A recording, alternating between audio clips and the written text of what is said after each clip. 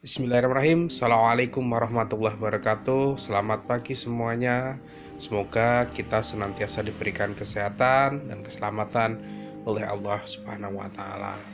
Ketemu lagi dengan saya Pak Ape di mata pelajaran sosiologi.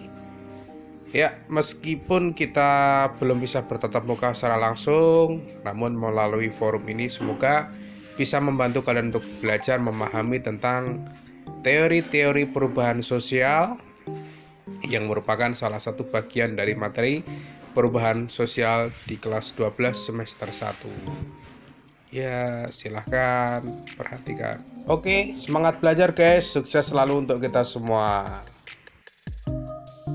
Adapun teori-teori perubahan sosial yang mau kita bahas ada 4 macam. Yang pertama yaitu teori evolusi. Yang kedua adalah teori konflik. Yang ketiga adalah teori fungsionalis. Dan yang terakhir adalah teori siklus yang nanti akan disampaikan oleh para ahli. Selamat memperhatikan. Yang pertama yang mau kita bahas adalah teori evolusi. Teori evolusi beranggapan bahwa suatu perubahan sosial yang terjadi di dalam masyarakat itu terjadi secara lambat dan memerlukan proses waktu yang panjang serta bertahap. Masyarakat akan mengalami perubahan dan berkembang dari tahap peradaban yang sederhana menuju tahap peradaban yang lebih kompleks, dan itu memerlukan waktu dan tahapan yang lama.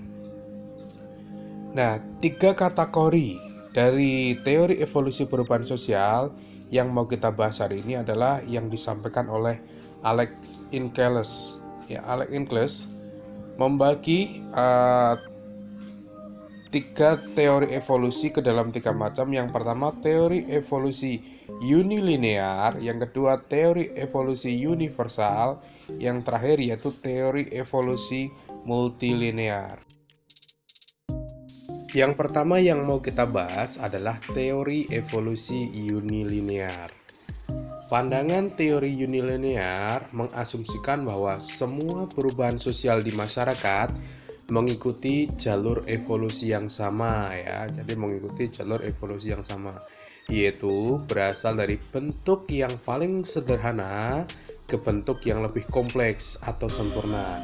Contohnya adalah perkembangan peradaban manusia dari zaman primitif, tradisional sampai pada modern. Salah satu dari teori ini yang pernah mendominasi pemikiran barat adalah teori evolusi dari Lewis Morgan yang mengatakan bahwa semua masyarakat berkembang melalui 3 tahap, yaitu dari kebuasan, barbarisme, dan akhirnya mengenal suatu peradaban. Untuk lebih jelas, kalian bisa lihat bagan atau gambar di samping. Ya, pada gambar diperlihatkan bahwa proses perubahan sosial di masyarakat itu diawali dari masyarakat primitif, kemudian berkembang menuju proses masyarakat tradisional, dan diakhiri dengan masyarakat modern. Jadi menurut teori evolusi ini bahwa perubahan sosial di masyarakat itu melalui proses yang panjang, memerlukan waktu yang lama, dan mereka bertahap dari proses yang paling sederhana sampai yang kompleks. Teori yang kedua yaitu teori evolusi universal. Berbeda dengan teori unilinear, kategori teori evolusi yang satu ini menyatakan bahwa suatu perubahan atau perkembangan masyarakat itu nggak melulu melalui perubahan yang tetap, karena pada dasarnya kebudayaan manusia itu telah mengikuti suatu garis evolusi tertentu. Seperti yang disampaikan oleh Herbert Spencer, bahwa prinsip teori ini adalah bahwa masyarakat merupakan hasil perkembangan dari kelompok homogen atau masyarakat yang seragam menjadi masyarakat yang heterogen atau beraneka ragam. Yang ketiga yaitu teori evolusi multilinear. Ya, teori evolusi multilinear itu memiliki pandangan bahwa perubahan sosial dapat terjadi dengan beragam cara. Tidak melulu harus selalu mengikuti satu garis evolusi. Artinya di sini masyarakat itu bisa mengalami perkembangan sesuai dengan caranya atau kebiasaannya masing-masing. Yang penting Proses akhir dari perubahan itu adalah menuju masyarakat industri. Contoh dari teori evolusi multilinear dapat kita lihat pada kehidupan masyarakat perkotaan. Hampir semua masyarakat perkotaan itu dapat dikatakan sebagai masyarakat modern karena masyarakatnya telah mengenal proses industrialisasi. Menurut teori multilinear ini, bahwa setiap masyarakat perkotaan tidak harus melalui urutan tahapan perkembangan yang sama untuk mencapai pada proses modern. Mereka punya cara yang berbeda dalam meraihnya. Sebagai sebuah contoh, kita bandingkan antara Bali dengan Tangerang. Untuk mencapai tingkat kesejahteraan, Bali menggunakan atau mengembangkan pariwisata. Sementara Tangerang itu lebih condong pada pengembangan industri garmen. Itu contoh bahwa meskipun berbeda cara, tapi tujuannya sama, yaitu mengembangkan kesejahteraan masyarakat. Teori perubahan sosial yang kedua yang mau kita bahas adalah teori konflik. Menurut pandangan teori konflik, yang konstan atau tetap terjadi dalam kehidupan masyarakat adalah konflik, bukannya sebuah perubahan. Perubahan hanyalah merupakan akibat dari adanya konflik dalam masyarakat, yakni pertentangan antara kelas kelompok penguasa dengan kelas kelompok tertindas. Oleh karena konflik selalu terjadi, maka perubahan juga akan terjadi. Secara sederhana dapat diartikan selama ada konflik maka di situ ada sebuah perubahan. Salah satu tokoh yang mengemukakan tentang teori konflik adalah Karl Marx. Menurut Marx, konflik kelas sosial merupakan sumber yang paling penting dan berpengaruh dalam semua perubahan sosial. Perubahan akan menciptakan kelompok dan kelas sosial baru. Konflik antar kelompok dan kelas sosial baru tersebut akan melahirkan perubahan berikutnya. Menurutnya, konflik yang paling tajam akan terjadi antara kelas proletar atau para buruh dengan kaum borjuis atau kaum pemilik modal atau kapitalis, yang diakhiri dengan kemenangan kelas proletar atau buruh sehingga tercipta masyarakat tanpa kelas. Penerapan teori konflik Karl Marx ini bisa kita lihat misalnya adalah konflik antara buruh dengan pemilik pabrik, di mana para buruh melakukan aksi demonstrasi menuntut adanya peningkatan kesejahteraan kepada para pemilik pabrik dengan harapan ketika nanti ada tuntutan dan demo itu ada proses kesejahteraan atau perubahan kesejahteraan. Meskipun tidak jarang dalam aksi demo itu diwarnai dengan kericuhan, konflik maupun persinggungan antara satu dengan yang lain. Teori perubahan sosial yang ketiga yaitu teori fungsionalis.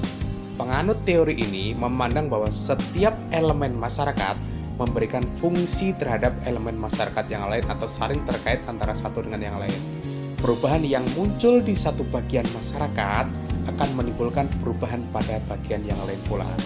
Perubahan sosial dianggap mengacaukan keseimbangan masyarakat. Proses mengacaukan ini akan berhenti pada saat perubahan sosial tersebut telah diintegrasikan atau telah diterima di dalam kebudayaan menjadi cara hidup baru di dalam suatu masyarakat. Oleh sebab itu, teori ini beranggapan bahwa unsur kebudayaan baru itu yang memiliki fungsi atau bermanfaat bagi masyarakat akan diterima. Sebaliknya, unsur kebudayaan baru yang bersifat merusak atau disfungsional biasanya akan ditinggalkan atau ditolak. Salah satu tokoh yang mengemukakan tentang teori fungsionalis ini adalah William Cockburn. Contoh teori fungsional yang pernah terjadi di Indonesia misalnya adalah peristiwa lengsernya Presiden Soeharto pada tanggal 2 Mei 1998, di mana terjadi proses kerusuhan di sana, terjadi proses perubahan sosial yang sangat besar, yang sangat cepat, yang akhirnya mengganggu kestabilan, keamanan, ekonomi, dan juga kehidupan berbangsa dan bernegara pada waktu itu, sehingga lahirlah yang dikenal dengan namanya era reformasi. Teori terakhir yang mau kita bahas tentang perubahan sosial adalah teori siklus. Menurut P.B. Harton dan C.L. Hunt tahun 92 dalam bukunya Sosiologi, para penganut teori siklus ini melihat adanya sejumlah tahapan yang harus dilalui oleh masyarakat untuk melakukan suatu perubahan sosial. Akan tetapi, mereka berpandangan bahwa proses perubahan masyarakat bukannya berakhir pada tahap terakhir yang sempurna, akan tetapi berlanjut pada tahap kepunahan dan berputar kembali ke tahap awal untuk peralihan selanjutnya. Untuk lebih jelas, kalian bisa lihat gambar atau bagian di samping, ya, itu proses perubahan sosial melalui suatu tahap yaitu dari primitif sampai modern, di mana proses perubahan sosial itu terjadi secara berputar. Berdasarkan gambar di atas, tampak bahwa perubahan sosial digambarkan dalam suatu siklus, ya, bagaikan roda yang berputar. Artinya, perputaran zaman merupakan suatu hal yang tidak dapat dielakkan oleh siapapun dan tidak dapat dikendalikan oleh siapapun. Perubahan sosial menurut pola siklus sesuatu yang pernah terjadi dapat terjadi kembali. Contoh dari teori siklus ini misalnya adalah perubahan mode pakaian atau gaya hidup. Seperti gaya hidup, teori ini beranggapan bahwa perubahan sosial dapat terulang kembali. Misalnya kita melihat ya, pada era tahun 80-an, ya tahun 70-an itu sepeda motor, skuter atau Vespa itu booming. Sempat hilang, ditelan zaman dan sekarang tahun 2000-an booming kembali. Atau contoh yang lain misalnya kita bisa melihat mode pakaian.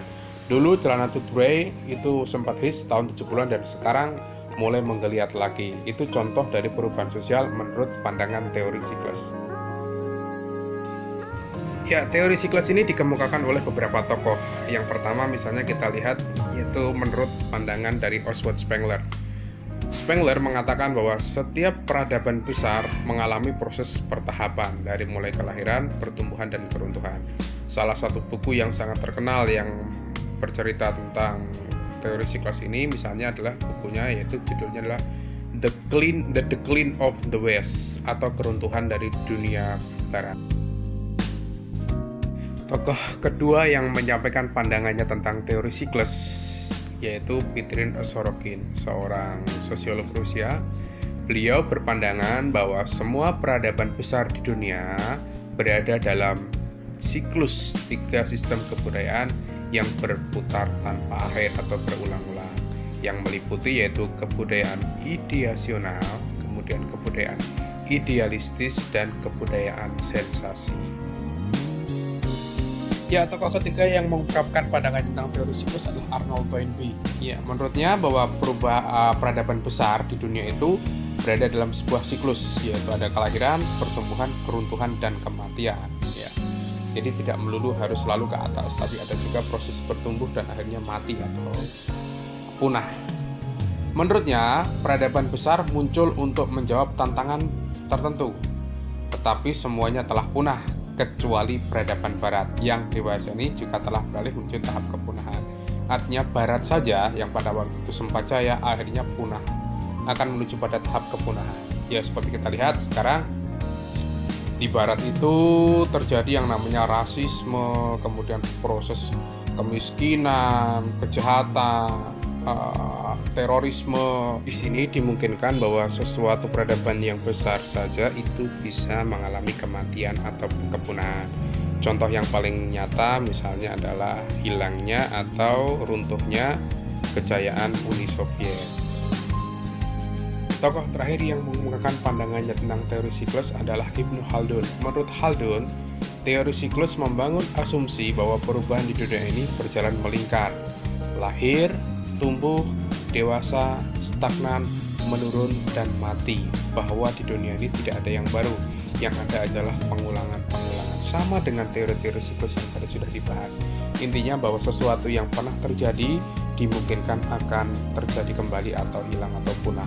Oke, itu saja yang mungkin Bapak sampaikan untuk pertemuan hari ini. Mudah-mudahan bisa sedikit membantu memahami tentang materi teori-teori perubahan sosial dan membantu kalian dalam belajar. Adapun jika ada sesuatu yang belum paham atau masih belum dimengerti, nanti bisa kita bahas di WA Group. Terima kasih, salam semangat. Sekian dari Bapak. Assalamualaikum warahmatullahi wabarakatuh.